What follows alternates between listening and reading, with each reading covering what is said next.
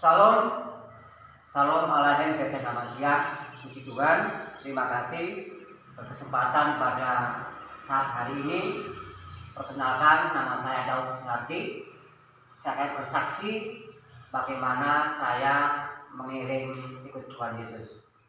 Bagaimana pertobatan saya pada saat saya muslim dulu, dan puji Tuhan, sekarang saya percaya kepada Tuhan, menyembah kepada Tuhan, menjadi pengikut Tuhan, dan sudah melayani pekerjaan Tuhan. Puji nama Tuhan. Pada kesempatan hari ini saya ingin berbagi kepada saudara-saudara semua. Saya lahir dari keluarga muslim, dibesarkan, dididik sebagaimana layaknya anak-anak muslim pada waktu itu. Usia-usia anak-anak, pergilah kami mengaji di mushola, belajar ilmu agama. Bahkan usia remaja kami masuk ke dalam pondok pesantren, belajar ilmu syariat, syariat dan hakikat, agar supaya mendalami agama Islam. Puji nama Tuhan. Pada waktu itu Tuhan tidak mengizinkan saya menjadi seorang muslim, tapi Tuhan izinkan saya menjadi pengikut Tuhan sampai saat hari ini. Cerita tahun 2000, saya bersama rombongan sekitar 350 orang itu merobohkan sebuah gereja di kampung halaman saya. Gereja itu selesai hanya 1 jam saja roboh. Kita bergerilya bersama-sama teman-teman. Disitulah pada saat saya merobohkan gereja, insiden itu terjadi pada tahun 2000. Hati saya mulai gelisah. Hati saya mulai tidak tenang menjalani hidup. Kenapa saya begitu menjadi orang yang arogan, orang yang kasar terhadap agama orang lain? Saya berpikir pada waktu saya berjihad di jalan Allah. Saya merobohkan sebuah gereja karena saya berjihad di jalan Allah. Tapi puji Tuhan, dari insiden itulah Tuhan memanggil saya, Tuhan memilih saya menjadi alatnya sampai saat hari ini. Setelah merobohkan gereja, mulailah hati saya pribadi mengalami intimidasi dari pikiran saya. Apakah saya benar-benar berjihad di jalan Allah dengan cara itu, yaitu dengan merobohkan sebuah gereja? Disitulah saya mulai berpikir, kalau Tuhan yang saya sembah itu Maha Kuasa, gereja itu roboh dengan sendirinya. Tidak mungkin dengan memakai tangan-tangan orang lain. Pada saat itu saya berpikir, siapakah Tuhan saya yang sebenarnya? Siapakah Allah yang saya sembah? Ada beberapa pertanyaan kepada guru-guru ngaji saya, kiai-kiai saya bertanya.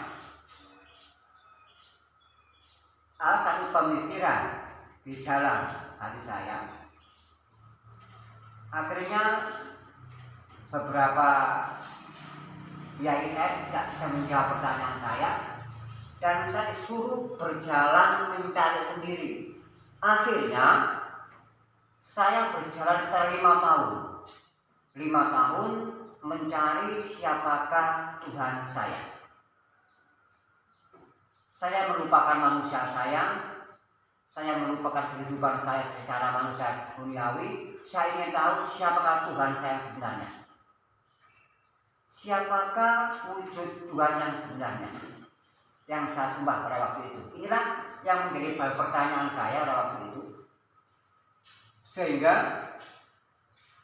saya harus berjalan kesana kian kemari mencari Tuhan. Bahasa Muslim saya salib, mencari Tuhan, mencari wujudnya Tuhan itu seperti apa.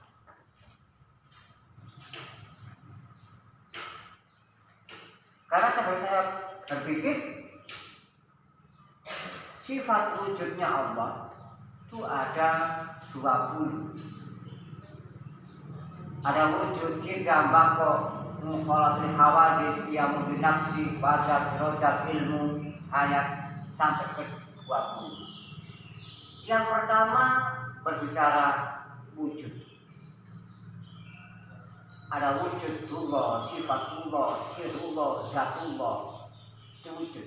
Tapi wujud itu berarti ada rupa pernyataan diri, ada rupa penghadiran diri, ada bentuk, itu wujud. Nah, disinilah saya bertanya kepada beberapa kiai saya, bagaimana wujudnya Allah? Semua pada menjawab adanya diri kita, adanya ciptaan wujud itu bukan wujud, bukti.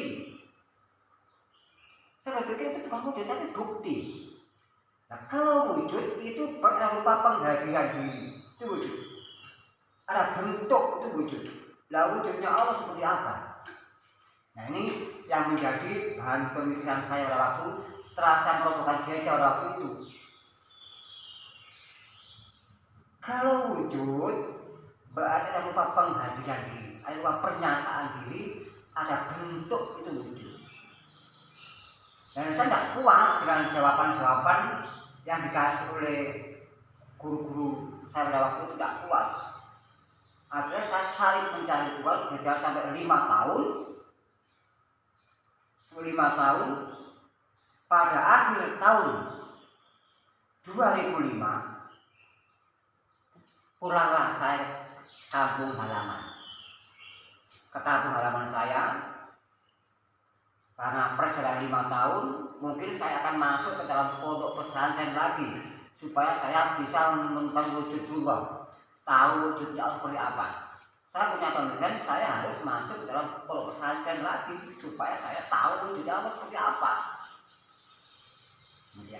Nah, pada waktu di dalam kegundahan hati saya, pada waktu di dalam kekacauan pikiran saya, setelah 5 tahun perjalanan belum menemukan wujudnya Allah seperti apa, hati semakin gundah, semakin resah, semakin ya namanya orang bingung seperti apa. Setiap cerita saya berjalan keluar rumah untuk mencari angin segar, supaya pemikiran saya tentang wujudnya Allah itu hilang. Puji Tuhan, pada waktu itu saya bertemulah dengan salah satu orang. Saya tidak tahu siapa beliau, tidak tahu, karena saya dari belakang. Beliau pakai kaos bertuliskan, biarlah segala yang bernafas memuji Tuhan. Indah sekali kalimat ini di pemikiran saya.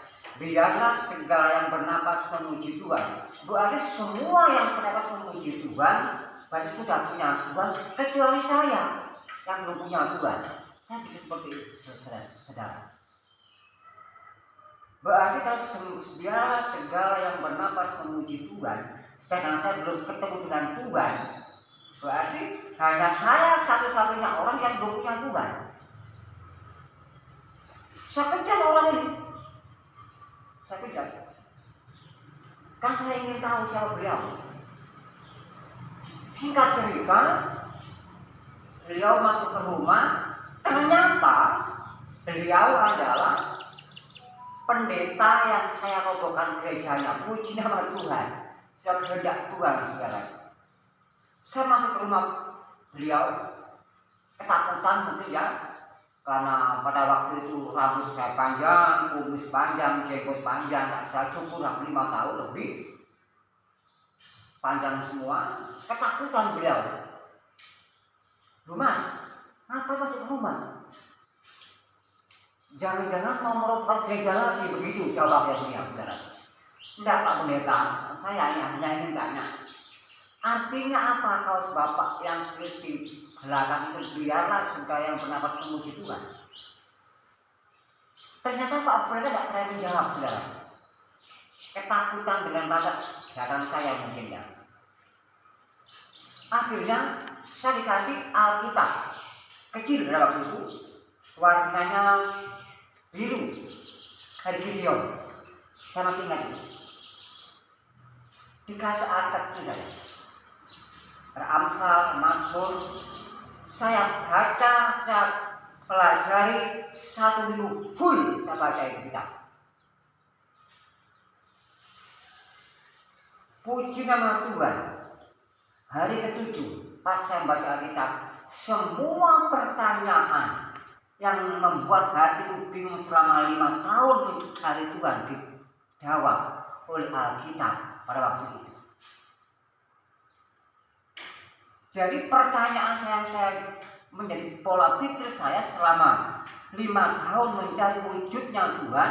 Pada saat saya membaca surat Ibrani pasal yang pertama, yang ketiga, disitulah dijawab bahwa ia adalah gambar wujud Allah.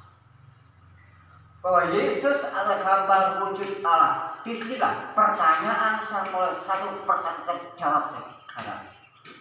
Plon, hatiku berkata saat itu.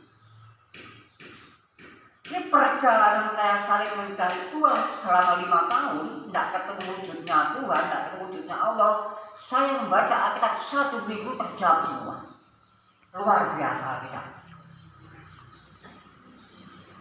Pada saat saya mencari gambar wujudnya Allah, sudah berani pasal yang pertama, yang ketiga menjawab, iya, Yesus adalah gambar wujud Allah. Disinilah semua pertanyaan saya terjawab, saudara. Bahwa Yesus adalah gambar wujud Allah. Dan itu pun dikuatkan dalam Al-Quran sendiri, saudara. Dikuatkan dalam Al-Quran sendiri, surat Al-Zukhruf ayat 61. Wa innahu la'ilmun lisya'a fala talabi wa tabi'un hadza siratal mustaqim. Di Al-Zukhruf ayat 61, wa innahu la'ilmun lisya'a fala talabi wa tabi'un hadza siratal mustaqim. Sesungguhnya Isa itu yang mempunyai ilmunya kiamat. Sesungguhnya Isa itu yang mempunyai kapan datangnya hari kiamat. Oleh karena itu, janganlah kamu ragu-ragu tentang hari kiamat itu. Ikutilah aku, inilah jalan yang lurus, kata baginda Nabi Muhammad di dalam Al-Zukhruf 61. Wa innahu la'ilmun lisya'a, sesungguhnya Isa itu yang mempunyai ilmunya kiamat. Dirangkap lagi, dipertegas lagi di dalam surat Al-Mulk ayat 26. Surat Al-Mulk ayat 26. Kul innamal ilmu indallah wa innama ana nadhirun mubin. Katakanlah ilmunya kiamat hanya pada sisi Allah, dan aku hanya seorang memberi penjelasan, kata baginda Nabi Muhammad. Jadi Al-Zukhruf mengatakan wa innahu la'ilmun lisya'a, sesungguhnya Isa yang mempunyai ilmunya kiamat. Al-Zukhruf menjawab, kul innamal ilmu indallah, katakanlah ilmunya kiamat hanya pada sisi Allah. Siapakah Isa sebenarnya? Ternyata wujud Allah di dalam surat Ibrani pasal yang pertama ayat ketiga, yaitu Yesus itu gambar wujud Allah, dipertegas, diperkuat di dalam Al-Quran surat Al-Zukhruf ayat 61 dan surat Al-Mulk ayat 26. Puji nama Tuhan, inilah kesaksian saya. Semoga bermanfaat bagi kita semua. Terima kasih atas perhatiannya. Mohon maaf atas segala kekurangannya. Kita semua ahli waris kerajaan surga Tuhan Yesus memberkati.